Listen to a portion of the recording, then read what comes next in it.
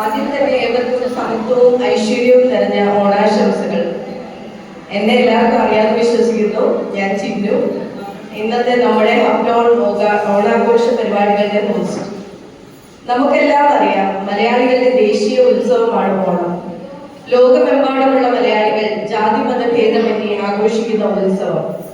എല്ലാ വർഷവും തിരുവോണ നാളിൽ മഹാബലി തന്റെ പ്രജകളെ അദൃശ്യനായി സന്ദർശിക്കാൻ വരുന്നു എന്നാണ് വിശ്വാസം. ഓണത്തിന്റെ ഒരുക്കങ്ങളെല്ലാം മാവേലി തമ്പുരാനെ സ്വീകരിക്കാനുള്ളതാണ്.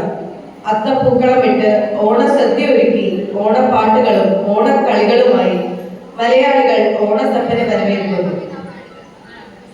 ഈ വർഷവും ആ സുദിനം സെപ്റ്റംബർ 5-നായിരുന്നു. എല്ലാവരും വീട്ടിൽ സദ്യയൊക്കെ ഒരുക്കി തിരുവോണം ആഘോഷമാക്കി എന്ന് വിശ്വസിക്കുന്നു. അതിനുശേഷവും എല്ലാ ഞായറാഴ്ചകളിലും നമുക്ക് പല സംഘടനകളുടെ ഓണാഘോഷ പരിപാടികളുടെ ഭാഗമാകാൻ നമ്മൾ കഴിഞ്ഞ ഒരു മാസമായി ഓണം ആഘോഷിച്ചു പോരുന്നു. ഹപ്ടോൺ മലയാളികളുടെ 2025 ഓണാഘോഷ പരിപാടികൾ ഇവിടെ തുടങ്ങുകയായി. ആദ്യമായി സ്വാഗത പ്രസംഗത്തിനായി മിസ്റ്റർ റെജി മാത്യുവിനെ സ്റ്റേജിലേക്ക് ക്ഷണിക്കുന്നു.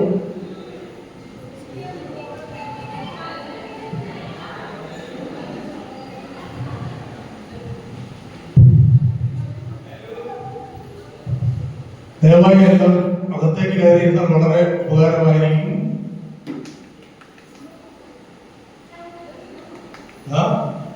നമുക്ക് ഫോട്ടോയൊക്കെ കുറച്ച് കഴിഞ്ഞിട്ടെല്ലാം പ്ലീസ്.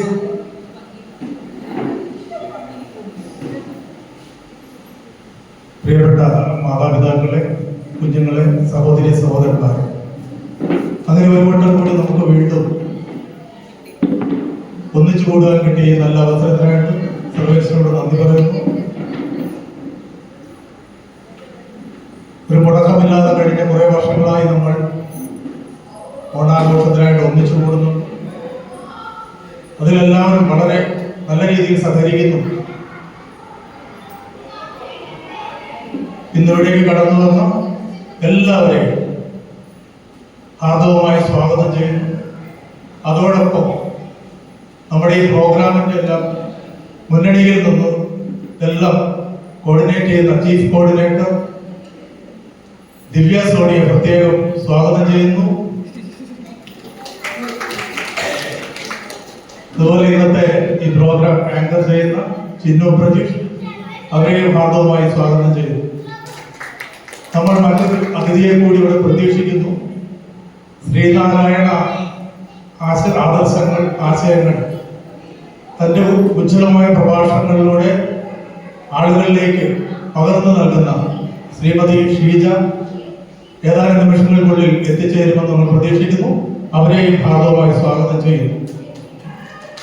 ഇന്നിവിടെ പ്രോഗ്രാം അവതരിപ്പിക്കാൻ ഏറ്റിട്ടുള്ള എല്ലാ കുഞ്ഞുങ്ങൾക്കും വലിയവർക്കും എല്ലാവർക്കും ഹൃദയംഗമായ സ്വാഗതം ആശംസിച്ചുകൊണ്ട് ഞാനൊരു വാക്കുകൾ നൽകുന്നു. നന്ദി, നമസ്കാരം.